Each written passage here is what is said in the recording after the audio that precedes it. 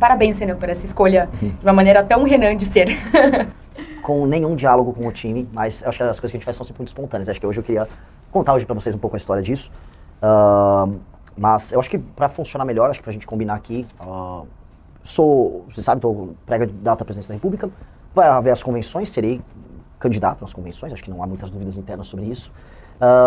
Havia uma discussão interna sobre o perfil do vice, né? E nós sempre colocamos, o perfil do vice tinha que ser um perfil complementar, no sentido de que o discurso nosso central hoje é um discurso que fala sobre enfrentamento a privilégios, combate à corrupção e destruição do crime organizado no nosso país. E alguém teria que ser complementar mostrando mestria nesse tipo de combate. Então havia alguns nomes e o nome do Haroldo já era um desses, já estava dentro do nosso leque. Então, quando eu fui fazer um evento em Caxias do Sul, eu já o conhecia e já havia uma simpatia, já estava gostando de trabalhar em conjunto com ele no período aqui da pré-campanha, na nossa viagem no Rio Grande do Sul. Lá em Caxias ele levanta e me oferece essa medalha dele, que foi uma medalha para um ato de bravura em que ele colocou a vida dele em risco. E eu fiquei muito, a certa medida a palavra até constrangido, porque eu falei, não mereço isso, você tá louco, Haroldo? E ele foi lá e me colocou a medalha, e aí são esses pequenos momentos que a gente, enfim, pensa e fala, ok, isso aqui é histórico. Então eu convidei ele para ser vice na hora. Foi basicamente sem nenhum planejamento, para basicamente, né, o desespero da minha coordenadora de campanha. Em que a imprensa começou a ligar. A imprensa começou a ligar, começou a nos avisar, mas certas coisas precisam necessariamente ser espontâneas. A nossa pré-campanha, ela não é feita, e eu não quero aqui usar isso como um instrumento de marketing para dizer, mas ela é feita de coisas muito verdadeiras. Eu falo o que eu realmente penso sobre todos os assuntos que realmente nos interessam. Nós não estamos vendendo a mãe para tentar fazer o crescimento político que nós precisamos fazer. Nós ultrapassamos os governadores nas pesquisas justamente porque nós fazemos um enfrentamento ao Lula e ao Flávio de maneira clara. E eu acho que nesse instante todo mundo da imprensa já percebeu. Nós não adotamos a estratégia que, com todo respeito, os governadores Zema e Caio adotaram de ficar sempre na sombra lá do Flávio. O Flávio tem um ponto. O Flávio Bolsonaro não tem um ponto. O Flávio Bolsonaro tem apenas que devolver a casa lá na praia pro Richarlison. Flávio Bolsonaro tem apenas que se explicar para sua esposa das suas aventuras ao redor do Brasil que ele fez com seu amigo Borcaro. Flávio Bolsonaro tem que explicar o escândalo rachadinha.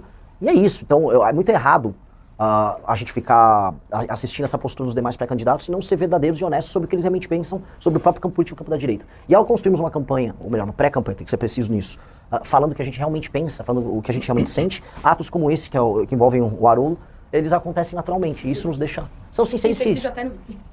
Exato. Foi um cometimento, um sincericídio até na hora de apontar o vice da chapa. Eu venho falando de todos os problemas e soluções econômicas que nós vamos adotar no Brasil, que serão impopulares, e que se impopulares, terão que ser apresentados para as pessoas da mesma maneira, para não ser um estelionatário eleitoral. E ao fazer isso, novamente, e não se preocupar com as consequências em falar o que pensa e falar o que sente, estranhamente a gente cresce. E a gente vem crescendo do 1% aos 8% da última pesquisa Atlas, fazendo basicamente isso, fazendo um caminho muito sincero. Houve algumas conversas, que infelizmente algumas a gente ainda está em condição de revelar, sobre partidos querendo se aproximar para nomear vice, só que essa é a eleição de estreia do Partido Missão. A gente não está afim, não estava em nenhum momento afim de comprometer a nossa atuação com práticas que a gente não concorda, especialmente práticas do ponto de vista eleitoral. Nós não queremos nos comportar aqui como os únicos puros, os únicos perfeitos, mas a classe política brasileira ela está muito viciada no método eleitoral presente. E a gente fala não só da compra de votos, que é a premissa, a base do modelo eleitoral que nós temos aqui, mas também de um uso extensivo de dinheiro, compra de influenciadores que não bate com a gente. Então a gente falou, não será assim, vamos fazer uma chapa pura. E nesse sentido, a aproximação com o Haroldo foi muito, muito natural. Foi um processo natural. Eu acho que precisava alguém complementar. Meu maior problema é um problema de validação. Se fosse falar em termos meramente eleitorais, validação e aceite por parte das pessoas mais velhas.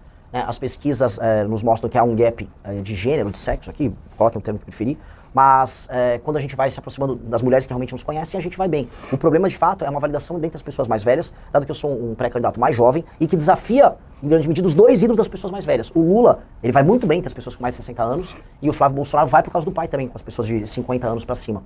E o recado que está dado nisso é como se eu fosse um jovem desafiante junto aos ídolos dessas figuras. Então, uma figura como o do Haroldo é muito importante para mostrar que as pessoas mais velhas não precisam ficar presas a essa dicotomia. Os mais jovens, como a pesquisa Atlas mostrou, não estão presos. A dicotomia e a tal da polarização, quem quebrou fomos nós entre os mais jovens. Isso precisa ficar muito claro. Não foram nossos adversários, todas aquelas construções de Simone Tebet da última eleição, ou mesmo o desenho dos governadores, aquilo fracassou. O que a pesquisa Atlas, agora dessa última semana, nos mostrou dentre os mais jovens, quem nos conhece, nós quebramos a dicotomia. A dicotomia ela está morta e ela está sendo sepultada, e onde ainda existe a dicotomia, com o lulismo e o bolsonarismo ainda de pé, é com pessoas que ainda não nos conhecem. Então, naturalmente, nós precisamos mostrar que há uma porta de saída para esses eleitores, que eles não precisam ficar presos no engano, que é o engano do lulismo e que é o engano do bolsonarismo.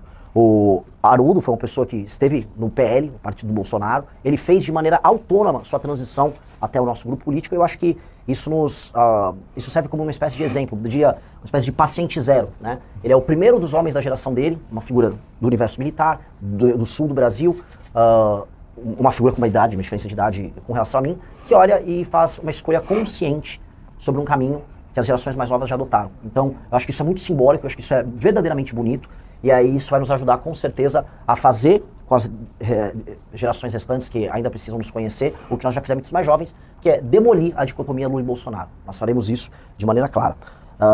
Gostou deste conteúdo? Então deixe seu like, inscreva-se no canal e ajude o Partido Missão a levar essas ideias para cada vez mais pessoas. Nos vemos no próximo vídeo.